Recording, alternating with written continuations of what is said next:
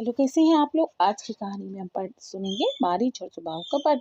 चलिए शुरू करते हैं। मारीच और सुबाहु का वध। दूसरे दिन ब्रह्म मुहूर्त में उठकर नित्य कर्म और संध्या उपासना आदि से निवृत्त होकर राम और लक्ष्मण गुरु विश्वामित्र के पास जाकर बोले, गुरुदेव, कृपया करके हमें यह बताइए कि राक्षस यज्ञ में विघ्न डालने के लिए किस समय आते हैं। ये हम इसलिए जानना चाहते हैं कि कहीं ऐसा ना हो हमारे अनजाने में ही वे आकर उपद्रव मचाने लगे। दशरथ के वीर पुत्रों के इन उत्साह भरे इन वचनों को सुनकर वहां पर उपस्थित सभी ऋषि मुनि अत्यंत प्रसन्न हुए और बोले, रघुकुल भूषण राजकुमारों, यज्ञ की रक्षा के लिए तुमको आज से 6 दिनों तक रात्रियों तक पूर्ण रूप से सावधान मुद्रा में और सजग रहना होगा। इन 6 दिनों में विश्वामित्र जी मौन होकर यज्ञ करेंगे। इस समय भी वे तुम्हारे किसी भी प्रश्न का उत्तर नहीं देंगे, क्योंकि वे यज्ञ की दीक्षा ले चुके हैं।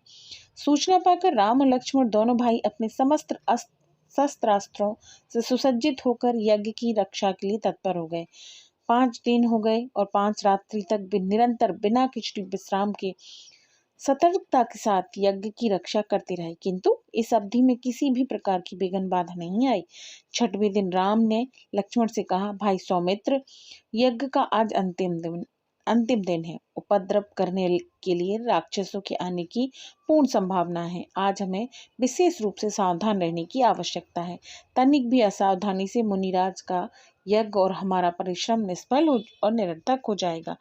राम ने लक्ष्मण को अभी सचेष्ट किया ही था कि यज्ञ सामग्री चमस समिधा आदि अपने आप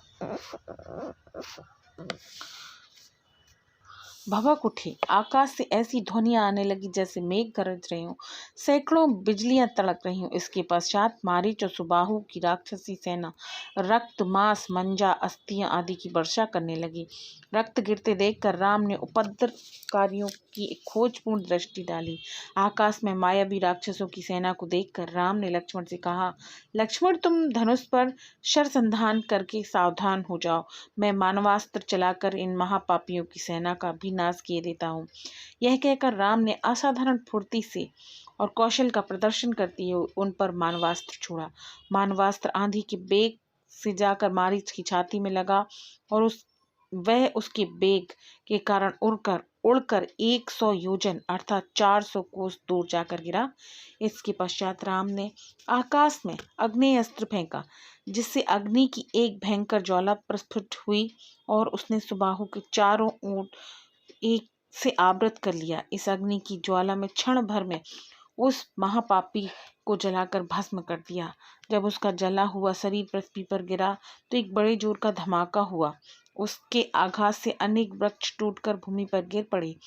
मारीच और सुबाहु का आक्रमण समाप्त करके राम ने बचे खुचे राक्षसों का भी नाश कर दिया और इसके लिए उन्होंने पयापय नामक अस्त्र को छोड़ा।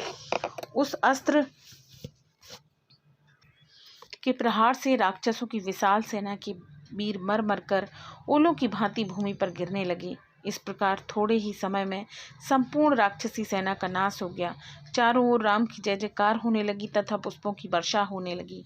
निर्विघ्न यज्ञ समाप्त करके मुनि विश्वामित्र यज्ञ वेदी से उठे और राम को हृदय से लगाकर बोले, हे रघुकुल कमल, तुम्हारे भुजबल के प्रताप और युद्ध कौशल से आज मेरा यज्ञ सफल हुआ। उपद्रवी राक्षसों का विनाश करके तुमने वास्तव में आज सिद्धाश्रम को कृतज्ञ कर दिया। ये थी हमारे मारीच और सुबाहु के वध की कहानी। मिलते हैं अगली राम कथा में। बोले जय श्री राम।